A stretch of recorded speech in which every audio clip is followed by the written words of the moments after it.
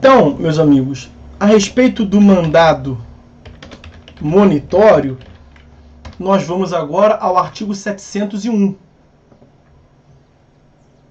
E o artigo 701 prevê o seguinte, olha. Sendo evidente o direito do autor, o juiz, e essa evidência do direito do autor se dá com base numa tutela provisória, cognição sumária, e fica fácil, né? Tutela da evidência. Sendo evidente o direito do autor, o juiz deferirá a expedição de mandado de pagamento, mandado de entrega de coisa, mandado de execução de fazer ou de não fazer, concedendo ao réu o prazo de 15 dias para o cumprimento e o pagamento de honorários de advocatícios, honorários advocatícios sucumbenciais, de 5% do valor atribuído à causa. E além do pagamento de 5% do valor da causa, de honorários, olha o parágrafo 1º. O réu será isento do pagamento de custas processuais se cumprir o mandado monitório. Aqui, senhores, nós temos um estímulo ao cumprimento da obrigação. O que os senhores verão lá em Processo Civil 4, quando do estudo da tutela jurisdicional executiva, isso é chamado de execução indireta ou execução por coerção. Aqui, na verdade, não é nem tecnicamente uma coerção, né? Aqui é um estímulo. O Estado pode ameaçar a parte executada a cumprir, né, o sujeito passivo, como paga, senão vou te impor multa. Então ele está estimulando o pagamento, ameaçando a parte. Como o Estado pode visar ou alcançar o pagamento, dando a ela um benefício. Estimulando o pagamento, lhe dando um benefício. E não uma piora na situação jurídica, mas uma melhora na situação jurídica. Paga, cara, paga que é melhor para todo mundo. Mas como é que vai ser melhor para mim? Vai ser melhor para você o seguinte: se você não pagar e você não tiver razão, ao final eu vou agredir teu patrimônio, você vai ter que pagar o principal, que é o que o autor está alegando que tem razão, você vai ter que pagar as custas do processo e você vai ter que pagar os honorários advocatícios sucumbenciais, que é entre 10% e 20%. Então nada garante você 10%, é entre 10% e 20%. Agora, se você pagar agora aqui em 15 dias, é bom para todo mundo. Por que é bom para você? Porque tu vai pagar só o principal e mais 5%. Eu vou te isentar de custas, o judiciário abre mão vai isentar de custas, e ele vai atribuir os honorários sucumbenciais na metade do mínimo. É entre 10% e 20%. Aqui é 5%. É metade do mínimo. Então é dessa forma que o sistema processual estimula o executado a cumprir. O executado olha a prova escrita que o cara juntou. Eu concedi, com base numa tutela sumária, que me pareceu evidente o direito dele, o mandado monitório. Tu tem 15 dias, cara, para tu ver o que tu vai fazer. Ou tu se defende, ou tu cumpre. E por que tu cumpriria? Porque pode parecer melhor para você. Estou te dando um estímulo, portanto. Isso é, meus amigos, execução indireta, ou execução por coerção, que também se chama. Tá? E aí, como eu lhes disse, o procedimento da ação monitória ele vai seguir o seu curso a depender da providência que o executado vai tomar, uma vez que ele seja citado. Né? Nós teremos a citação do demandado, e a citação do demandado pode se dar por qualquer modalidade de citação. Tá? Qualquer modalidade de citação é admitida aqui na ação monitória. O demandado vai ser citado para integrar a relação processual. E o juiz vai lhe conceder, como nós vimos, 15 dias. E aí acaba que o demandado é que define os rumos, define o curso do procedimento monitório. ele pode adotar uma dessas três providências aqui, ó. Ele pode adotar a satisfação da obrigação, ele pode ficar inerte, inércia, como ele pode se defender mediante embargos monitórios ou embargos à ação monitória. Naqueles mesmos 15 dias que o juiz lhe deu para ele cumprir e lhe deu estímulo para cumprir a obrigação, o 702 vai prever que ele pode também oferecer os embargos monitórios. Vamos ver cada uma dessas hipóteses e aí a gente encerra esse nosso encontro. Vamos começar pela primeira hipótese, como não poderia ser diferente, naturalmente. A primeira hipótese é a satisfação da obrigação. Quando da satisfação da obrigação, então ali o demandado foi convencido pelo sistema processual que era bom para todo mundo. Ele cumpriu a obrigação. Era bom para ele que ele não ia ter que pagar as custas. Lembra da sentença que tem os efeitos patrimoniais da sentença? Condenação em custas e honorários sucumbenciais. Aí ele pensou assim, cara, eu vou acabar tendo que pagar mesmo, porque a outra parte tem razão. Vou ter que pagar custas, que bem ou mal já é um dinheirinho. Aqui eu estou abrindo, né? O Estado está abrindo mão de me cobrar custas. E, de outra parte, os honorários sucumbenciais que eu pagaria para o advogado do autor, que seriam entre 10% e 20%, a lei está dizendo que vai ser só 5%. Então é metade do mínimo. Então vale muito a pena. E aí, ao cumprir a obrigação, os senhores sabem que o pagamento extingue a obrigação, e extinguindo a obrigação, se terá por extinto também o processo.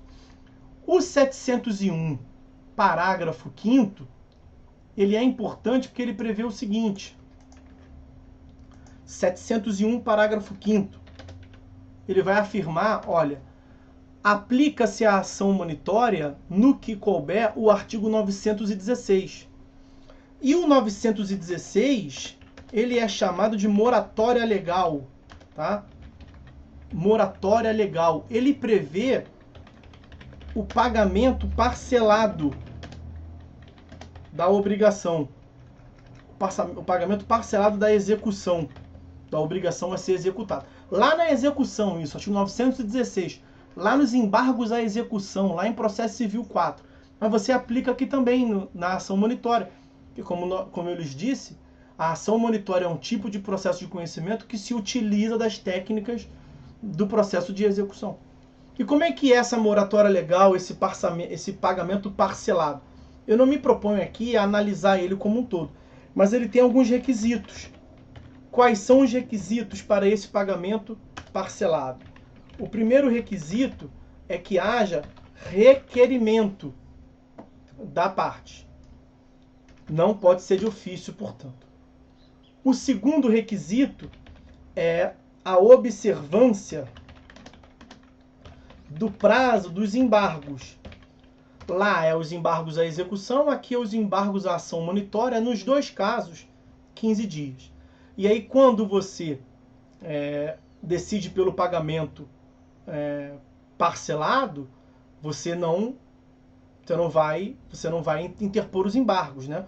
Então, um terceiro requisito é a renúncia aos embargos. Renúncia aos embargos. Até porque você deve reconhecer o débito. Um quarto requisito é o reconhecimento do seu débito, do crédito da outra parte. Um quinto requisito é o depósito de 30% do valor do crédito exequendo, acrescido de custas, que aqui não tem, honorários advocatícios. E o último requisito é o parcelamento em até 6 prestações. É nesse sentido a previsão do 916, que os senhores verão lá quando do estudo da execução, do processo de execução, e o 701, parágrafo 5º, prevê a aplicação do 916, desse pagamento parcelado, dessa moratória legal, aqui também na ação monitória. A segunda providência, a segunda hipótese que o réu pode adotar, que o demandado pode adotar, é a inércia, é ele não fazer nada. A inércia na tutela cognitiva, ela resulta na revelia, né? Que tem como consequência a presunção de veracidade, o efeito material da revelia, artigo 344. Aqui é algo pior do que a revelia, né? Que a consequência, lá previsto no artigo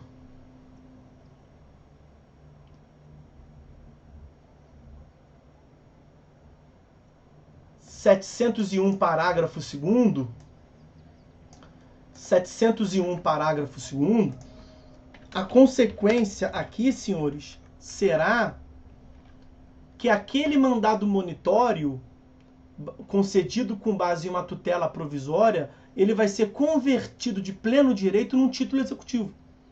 Então segue pela via da execução, para agressão patrimonial. Constituir-se-á de pleno direito o título executivo judicial, independentemente de qualquer formalidade, se não realizado o pagamento e não apresentados os embargos, previsto no 702.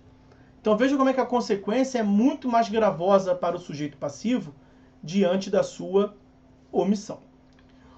O 700, parágrafo 6º,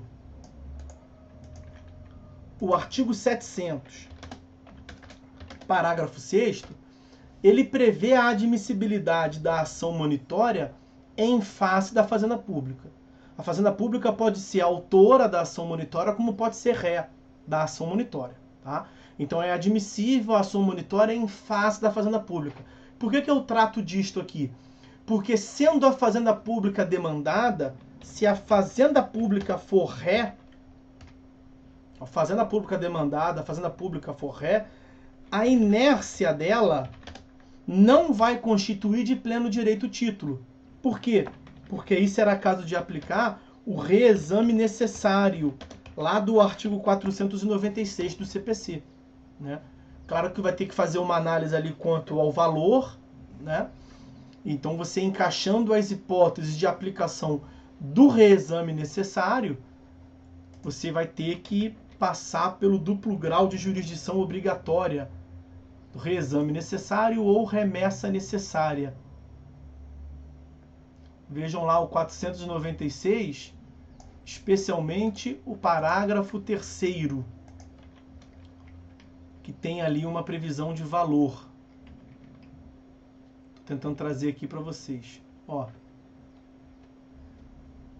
Não se aplica o disposto... Não.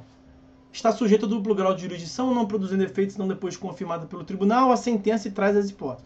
Não se aplica o disposto nesse artigo quando a condenação ou o proveito econômico da causa for de valor certo e líquido inferior a 1.000 salários mínimos em face da União, 500 salários mínimos em face dos estados, Distrito Federal e municípios capitais dos estados e 100 salários mínimos aos demais municípios. A contrário senso, você somente aplica o reexame necessário se for acima de 1.000 salários mínimos contra a União, mais de R$1 milhão, né? Se for acima de 500 salários mínimos em face dos estados, Distrito Federal e municípios capitais, e 100 salários mínimos em face dos demais municípios. Então, abaixo desses limites, você não aplica o reexame necessário e vai constituir de pleno direito o título. Acima desse valor, em que pese a Fazenda Pública não ter, né, se defendido, ter ficado inerte, aí vai ter reexame necessário antes de constituir de pleno direito o título.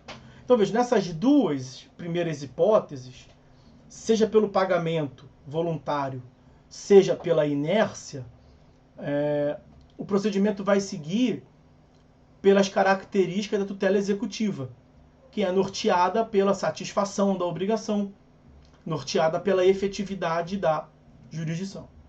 Mas nós vimos que é possível que o demandado, o sujeito passivo da ação monitória, venha a oferecer embargos à ação monitória, previsto no artigo 702, que é só o que falta falar. E quando ele propõe os embargos à ação monitória, o procedimento será convertido na tutela cognitiva, porque cai o mandado monitório. Ele perde a sua eficácia, o mandado monitório, como nós veremos, e vai seguir pela tutela cognitiva na análise, portanto, de alegações e provas. Então, só o que falta ver são os embargos à ação monitória.